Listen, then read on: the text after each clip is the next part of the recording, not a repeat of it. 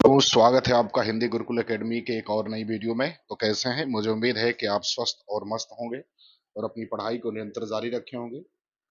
तो बच्चों, आप सभी को स्वतंत्रता दिवस की हार्दिक शुभकामनाएं।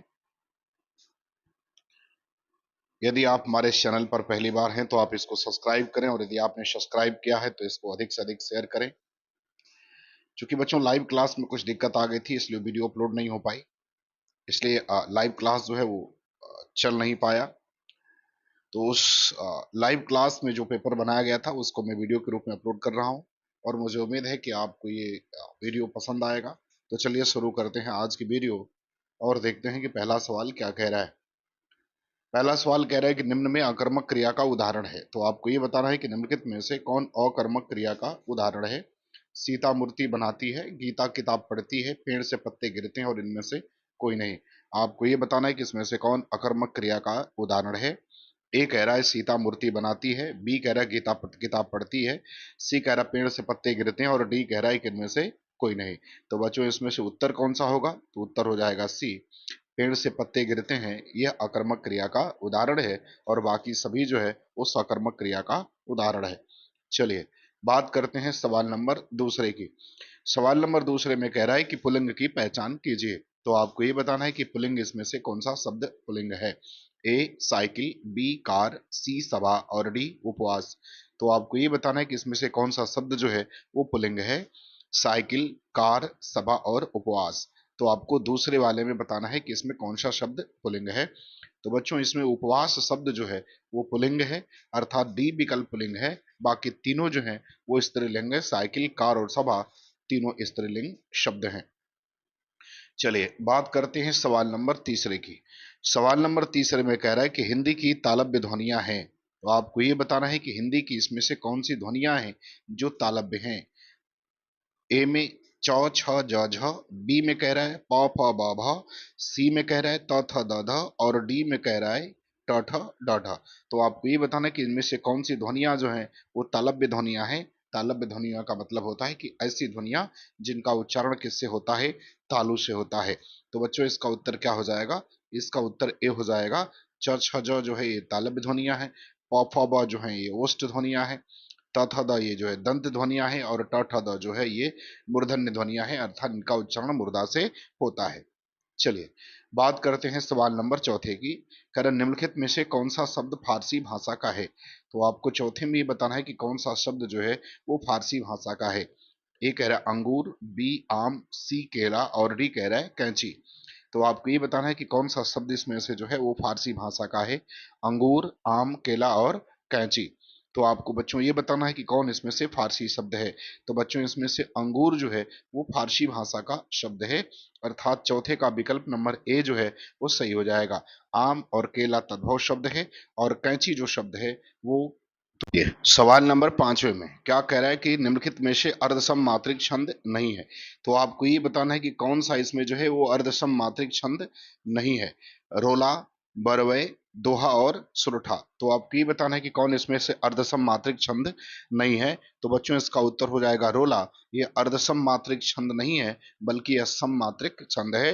जबकि बरवय, दोहा और सुरठा ये सभी अर्धसम मात्रिक छंद हैं। चलिए बात करते हैं सवाल नंबर छठवें की। कह रहा है यशोदा हरि पालना झुलावे, हलरावे दुलरावे मलवावे जुई सुई को चुगावे। इसमें कौन सा रस है? तो आपको बताना है कि जो पंक्ति लिखी है इस पंक्ति में कौन सा रस है।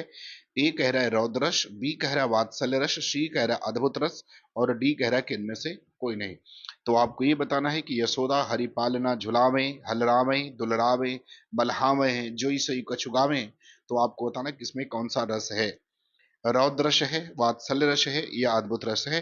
तो बच्चों इसमें जो रस है वो वात्सल्य रस है, अर्थात छठवें का बी विकल्प जो है वो सही हो जाएगा।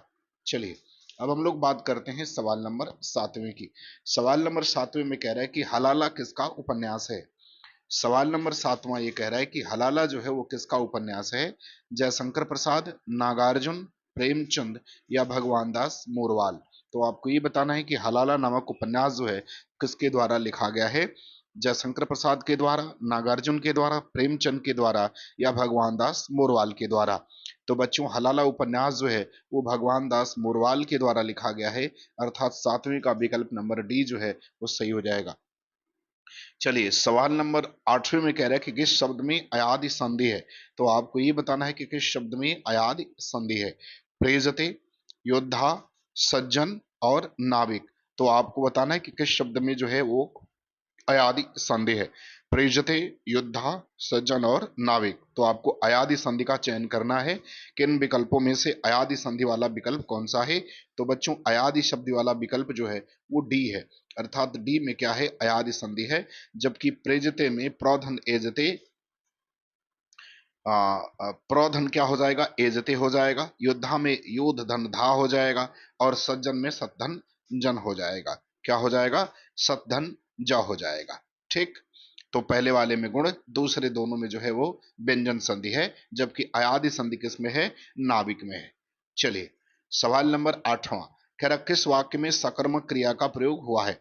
आपको बताना है सवाल नंबर 8वां किस वाक्य में सकर्मक क्रिया का प्रयोग किया गया है। श्यामल कोलकाता जा रहा है, चिड़िया आकाश में उड़ रही है, सीमा खाना खा रही है और वह इस समय गेट से निकल रहा है। आपको बताना है कि किस वाक्य में जो है वो सकर्मक क्रिया का प्रयोग किया गया है।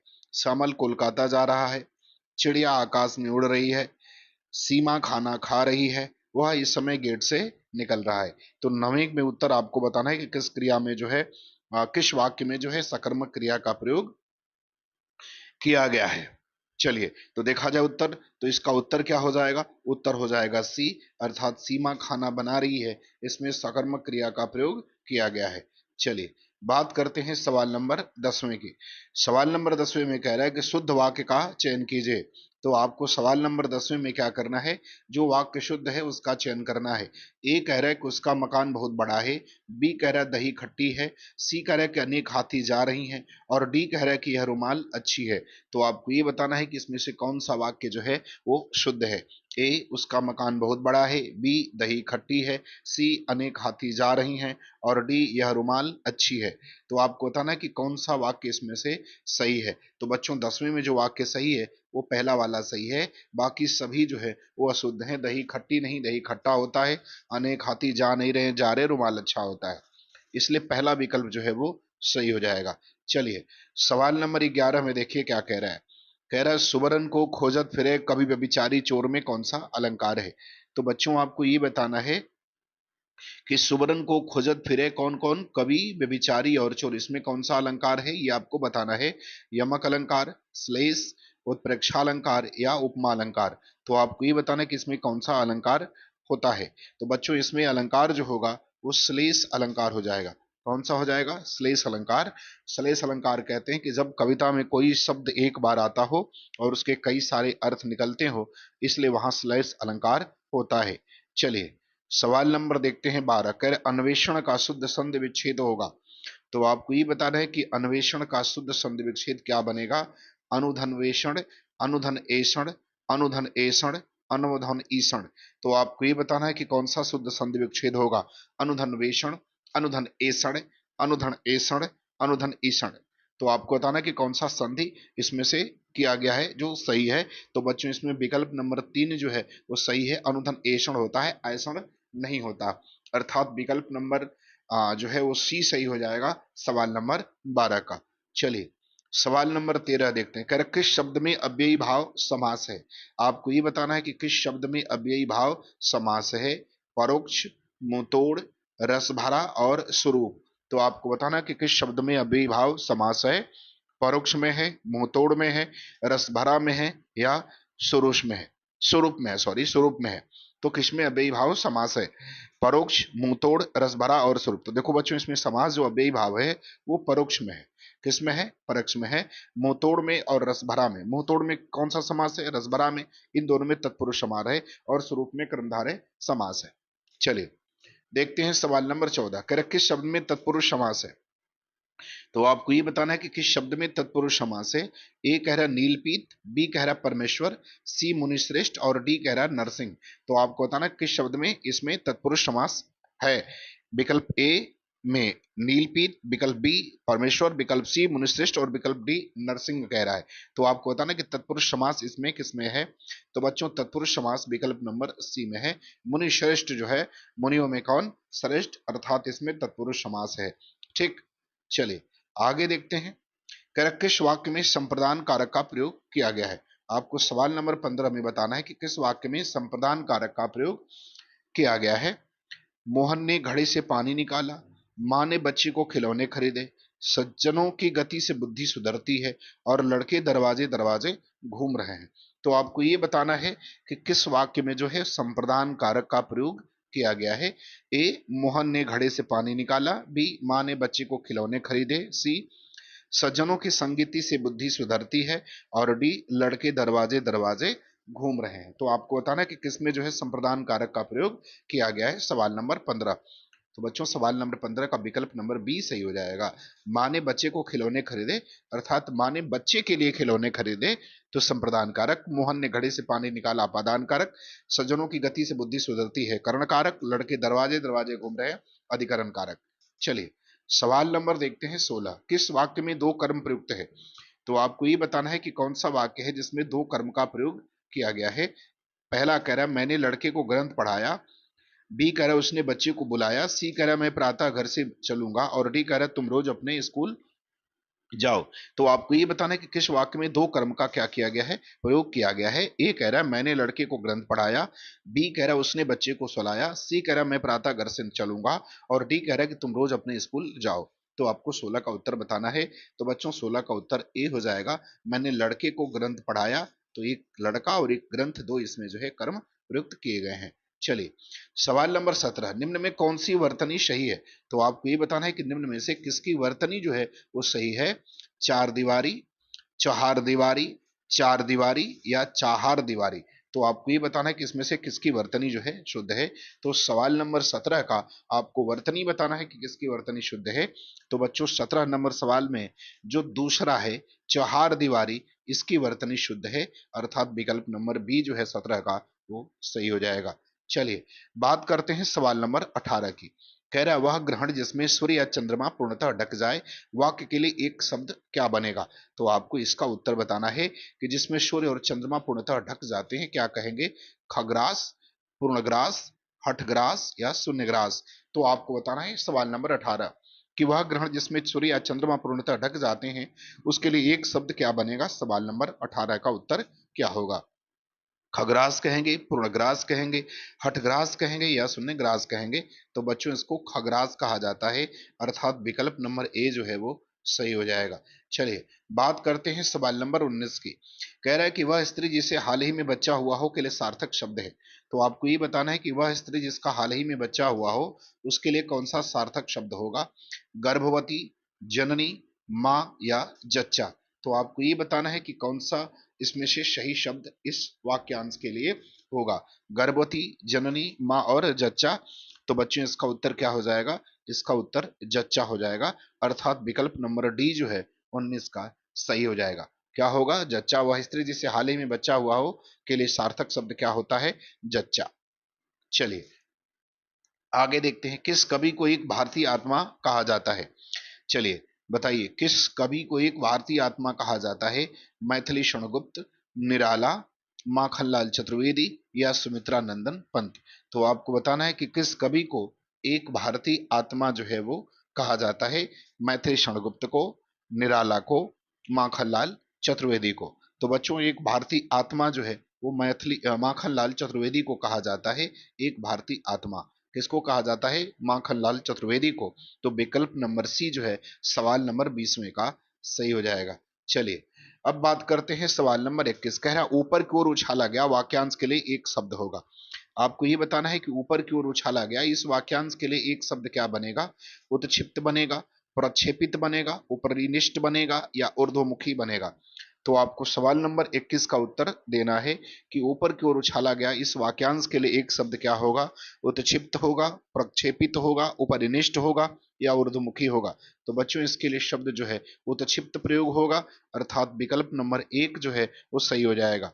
चलिए बात करते हैं सवाल नंबर 22 की। कह रहा केशव कहीं न जाए का कहिए, देखत तब रचना विचित्र अति समुझ मन ही मन रहिए। इसमें आपको कौन सा रस दिखाई दे रहा है। तो आपको ये बताना है कि इसमें कौन सा रस है। रौद्र रस है, शांत रस है, भयानक रस है या अद्भुत रस है। तो आपको ये बताना है कि कौन सा विकल्प सही होगा। ए रौद्र रस, बी शांत रस, सी भयानक रस और डी अद्भुत रस। केशव कहीं न जाए का कहिए, देखत तब रचना विचित्र अति समझ मन ही मन रहिए। तो बच्चों 22 का उत्तर क्या होगा? तो बच्चों 22 का उत्तर हो जाएगा डी। इसको कहते हैं अद्भुत रस कहते हैं। चलिए इसके बाद बात करते हैं सवाल नंबर 23 की। सवाल नंबर 23 में कह रहा है कि पृथ्वीराज रासो किस काल की रचना है? तो बच्चों आपको ये बताना है कि पृथ्वीराज रासो जो है वो किस काल की रचना है? आदिकाल की, रीतिकाल, भक्ति काल या आधुनिक काल? तो आपको ये बताना है कि पृथ्वीराज रासो जो है वो किस काल की रचना है? आदिकाल की है, रीतिकाल की, भक्ति काल की या आधुनिक काल की? तो बच्चों पृथ्वीराज रासो जो रचना है वो आदिकाल की रचना है, अर्थात विकल्प ए जो है इसका सही हो जाएगा और इसके रचयिता हैं चंद बरदाई। चलिए सवाल नंबर 24 कह रहा है अंबिका शब्द का सही पर्यायवाची समूह कौन सा है? तो आपको ये बताना है कि अंबिका शब्द का सही पर्यायवाची समूह कौन सा है? ए कह रहा है सखा, सहचर, मीत, मित्र, दोस्त और संगिन। बी कह रहा है जननी, माई, धात्री, अम्बा, माँ, माता। सी कह रहा है विष्णु, प्रिया, रमा, कमला, श्री, पद्मा, लक्ष्मी। और डी कह रहा है सुता, बेटी, पुत्री, आत्मजा, अंशजा और लड़की। तो आपको अंबिका का सही पर्यायवाची वाला समूह बताना है सवाल नंबर 24 में। बताना है कि इसका सही उत्तर क्या होगा?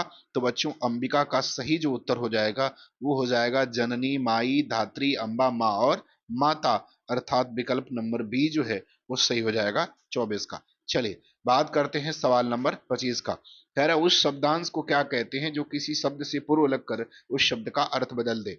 तो बच्चों आपको ये बताना है कि उस शब्दांश को क्या कहेंगे जो किसी शब्द से पहले लग करके उसके अर्थ को बदल देता है? प्रत्यय, उपसर्ग, समास या लिंग? तो आपको ये बताना है कि उसको क्या कहा जाएगा जो शब्दांश किसी शब्द के पहले लगकर उसके अर्थ को बदलता है। तो देखो बच्चों जो शब्द पहले लग करके बदलेगा उसको हम उपसर्ग कहेंगे। क्या कहते हैं? उपसर्ग कहते हैं। उप का मतलब होता है समीप और सर्ग का मतलब होता है सृष्टि करना या निर्माण करना, अर्थात 25 का उत्तर क्या हो जाएगा? बी हो जाएगा। चलिए सवाल नंबर 26 कह रहे हैं कि जहां बिना कारण के कार्य का होना पाया जाए वहां कौन सा अलंकार होता है? तो बच्चों आपको ये बताना है कि जहां बिना कारण के कार्य का होना पाया जाता है वहां कौन सा अलंकार होता है? विरोधाभास, विभावना, वक्रोक्ति या विशेषोक्ति? तो आपको बताना है कि कौन सा अलंकार वहां होगा 26 में। ए विरोधाभास, बी विभावना, सी वक्रोक्ति और डी विशेषोक्ति। तो बच्चों जब बिना कारण के कार्य हो उसे हम विभावना अलंकार कहते हैं। बिनु पग चले सुने बिनु काना, विकल्प नंबर बी जो है वो सही हो जाएगा। चलिए सवाल नंबर 27 में कह रहा है कि दिए गए विकल्पों में से 3 समानार्थी शब्द हैं तथा एक भिन्न है, उसकी पहचान करिए। तो बच्चों आपको ये बताना है कि इसमें से 3 शब्द ऐसे हैं जो एक समान है और एक अलग है, उसकी पहचान करनी है। ए संताप, बी खेद, सी यातना और डी दरिद्र। तो आपको ये बताना है कि 3 जो समानार्थी हैं वो कौन है और एक इनसे भिन्न कौन है। जो भिन्न है उसका चयन करना है। ए कह रहा है संताप, बी खेद, सी यातना और डी दरिद्र। तो बताना है कि कौन इसमें अलग है। तो बच्चों इसमें दरिद्र शब्द जो है वो क्या है? वो अलग है, बाकी तीनों समानार्थी हैं। विकल्प नंबर डी जो है 27 का सही हो जाएगा। चलिए बात करते हैं सवाल नंबर 28 की। कह रहे निम्नलिखित में से उस शब्द का चयन कीजिए जो समानार्थी नहीं है। तो आपको इसमें भी वो बताना है कि जो समानार्थी नहीं है उसका क्या करना है? चयन करना है। ए कह रहा है कांता, बी कह रहा है सोदरा, सी कह रहा है रमणी और डी कह रहा है महिला। तो आपको ये बताना है कि इसमें से कौन ऐसा शब्द है जो 3 एक समान है और एक उससे भिन्न है। तो भिन्न वाले का चयन आपको करना है सवाल नंबर 28 में। तो 28 में किसका चयन करना है? भिन्न वाले का चयन करना है। तो बच्चों इसमें से भिन्न जो हो जाएगा वो सोदरा शब्द जो है वो भिन्न हो जाएगा, जबकि कांता, रमणी और महिला ये तीनों जो है वो किसके हैं? ये तीनों एक तरह के हैं और ये तीनों समानार्थी हैं। चलिए बात करते हैं सवाल नंबर 29 की। कह रहा है वह लड़की जो कल आई थी आज भी आई है, इस वाक्य में विशेषण उपवाक्य बताइए। तो आपको इसमें से विशेषण उपवाक्य का चयन करना है। वह लड़की जो कल आई थी आज भी आई थी, आई है, इस वाक्य में विशेषण उपवाक्य का चयन करना है। वह लड़की आज भी आई है, जो कल आई थी, इनमें से कोई नहीं।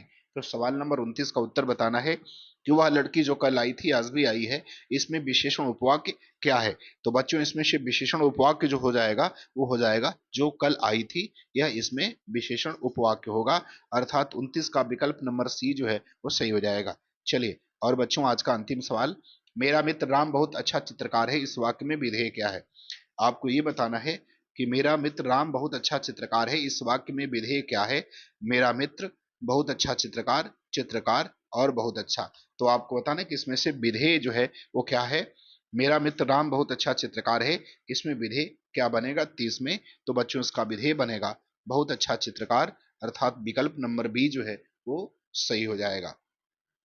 ठीक है, तो मुझे उम्मीद है बच्चों कि आपको मेरी वीडियो पसंद आई होगी, और आपको अच्छी लगे तो आप लाइक, शेयर और सब्सक्राइब जरूर करें और मुझे सपोर्ट करें। धन्यवाद।